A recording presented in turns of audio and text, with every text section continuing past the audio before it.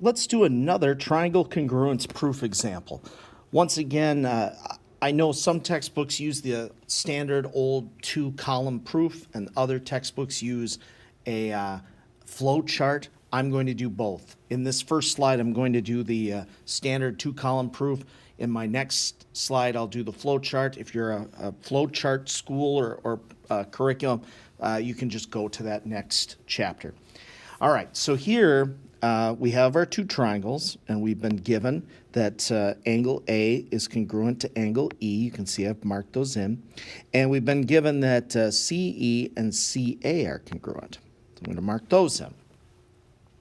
Now, we're always trying to aim towards one of these four proofs, or these four theorems. Now, we've already been given an angle and a side. So to me, we're probably, well, we're not using side, side, side here. We're using something that requires an angle. And I like to always just kind of mark some things in, some easy things like the fact that I know that these two angles are equal because they're vertical angles. So the fact that I have two angles established means I'm using one of these bottom two, and you'll notice that the side I was given is in the middle of the two angles. So I'm going to be using this last one. That's what I'm going to be aiming for. So my proof, we always begin, we want to establish all of the parts in the proof. So even though it always feels silly to rewrite the stuff we were just told, we should write that those two angles are equal because that was given to us. So that gave us an angle. Then we should write that these sides are congruent. That was given, so that gives us our side. So again, we're trying to establish each of the three parts, okay? And finally, angle, and I've got to name this one a little bit differently because there are many angles at that intersection C. So I'm going to say ACB is congruent to, and I've got to be careful with my naming here because angle A and angle E were congruent, so I've got to make sure they're in the right place. So ECD are congruent. Okay, so naming them by saying from here to here to here and from here to here to here, that those are congruent, and the reason, they are vertical angles. You could say something like vertical angles are equal or just vertical angles. So what we've just done here is we've established an angle, a side, and another angle. So we are now able to, by angle, side, angle, say that those triangles are congruent. Triangle ABC is congruent to triangle EDC, and that is by angle, side, angle.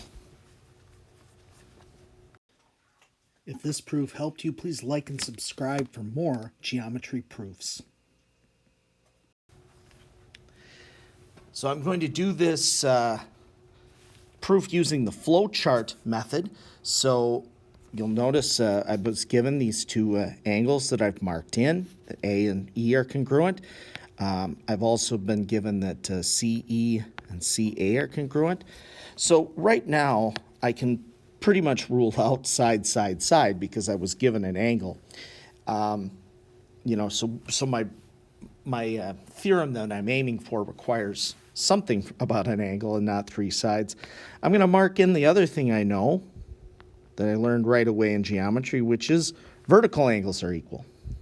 So to me, now it looks like we're using one of these two with two angles, and you'll notice that the side is between the angles. So we're going to aim for angle, side, angle.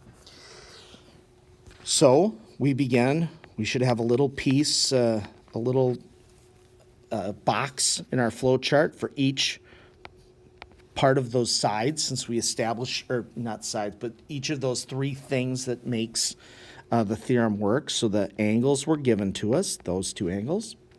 These two sides were given to us. And I know it always feels silly to restate something that was given, but it is important because we're trying to, again, just establish all of those parts. So oftentimes in a flow chart, you'll see them like this. And the last thing, we got to be careful with our naming here. Angle ACB is congruent. We've got to name them in the correct order. So since angle A and E were congruent, E needs to come first in our naming here. ECD. So again, just saying, okay, from A to C to B, from E to C to D, we got to make sure we get those named correctly. And these are vertical angles, so that's why they were equal. Sometimes you'll see people write vertical angles are equal. But all right, so again, we established the angles and the side. And because of that, we can then say that this all flows into the fact that those two triangles are congruent by angle, side, angle. Okay. That last kind of step, some of the proofs will get a little bit more. They'll have some more definitions, but this last step should always be establishing the three parts of the relationship we're going to use.